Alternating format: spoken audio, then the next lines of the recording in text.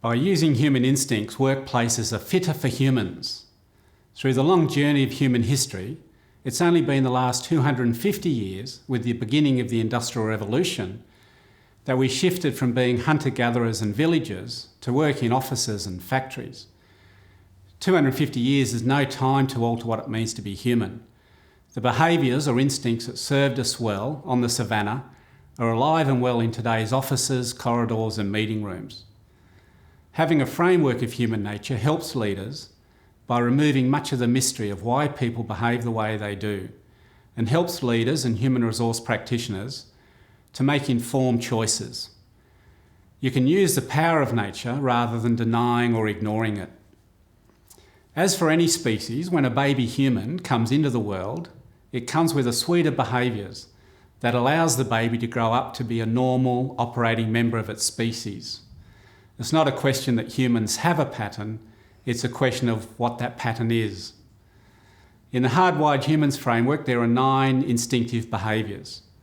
Through the lens of instincts, we can suddenly make sense of how clan connections, hierarchy, gossip, politics, snap judgments and status displays continue to drive our behaviour. People's behaviour, including our own, suddenly makes more sense, and leaders can better solve the people challenges of their organisation. Most leaders find that the behaviours that frustrate organisational performance are uncannily similar from one organisation to another. Irrespective of their organisation, their industry or indeed their country, most leaders say, in our organisation, there's a lot of competitive behaviour and internal rivalries and silos. Change is difficult to manage and often resisted or derailed. Managers find it hard to give negative feedback and often procrastinate on managing poor performers. The informal gossip grapevine is incredibly effective and faster and more reliable than the formal channels. And in our organisation, our performance appraisal system doesn't deliver what it should, and we've asked human resources to redesign the system just one more time. Given that these experiences and many more are common to most organisations, then by definition are not explainable at your organisational level. They can only be explained by a common factor: we all employ humans. Likewise, a solution to these common issues will not be found exclusively at the organisational level. They can only be solved if we understand the human condition that both explains the behaviours and, quite excitingly, provides the solutions. For example, one of the instincts is social belonging. We're a social species and we gain our sense of identity through 2 levels of groups. The first level of belonging is our family unit, our small group of intimates that numbers around 7 people. The second level of belonging is our clan group of up to around about 150 people. This clan size relates to the size of our brain. What are the implications for business leaders from these 2 levels of natural groups? One is that you would design your organisation around small teams of between 5 and 9 people, knowing that if you deviate much above or below that number, you'll be designing dysfunction into your organisation.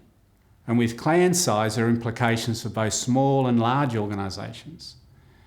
For small to medium organisations, it allows the leaders to recognise and break through the barrier that often comes when the organisation grows to about 80 people. For large organisations, it allows them to know that people will be more connected to their department, location or subsidiary. So we design around natural groups, but watch for and quash destructive rivalries. Another example is the instinct of grooming. Every social species, the apes and the monkeys, groom. They do so physically. We do so through our verbal capabilities, through the form of social chit-chat or gossip. The chimp expert Dr. Jane Goodall tells me, Andrew, 2 chimps cannot possibly be bonded if they don't spend time grooming. I say to business leaders, you cannot possibly be bonded with your people if you don't spend time grooming. If you spend all your time talking about job goals, project updates, sales and performance results, then as important as those topics are, you are not bonding, and your relationships will be compromised if you don't spend a significant amount of time in conversations that bond people. How do leaders and organisations use the human instincts framework? There are 4 ways. First, leadership development. To help leaders to be successful people leaders by giving them a working framework on people. They have a framework for their other professional or technical areas.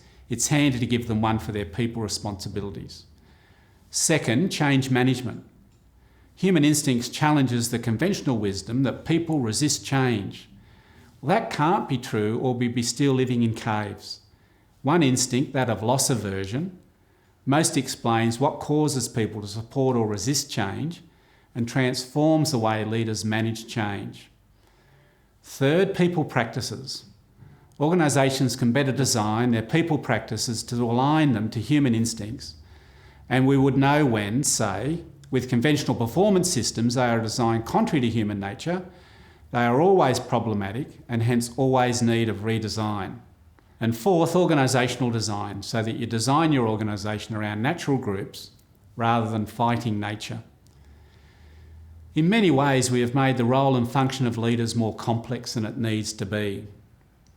By going back to the basics of the species, leaders have a framework that helps make sense and which allows them and HR practitioners to make informed choices. I look forward to sharing more about human instincts. It's the most streamlined way for business leaders to become more successful as people leaders and to create a workplace fit for humans.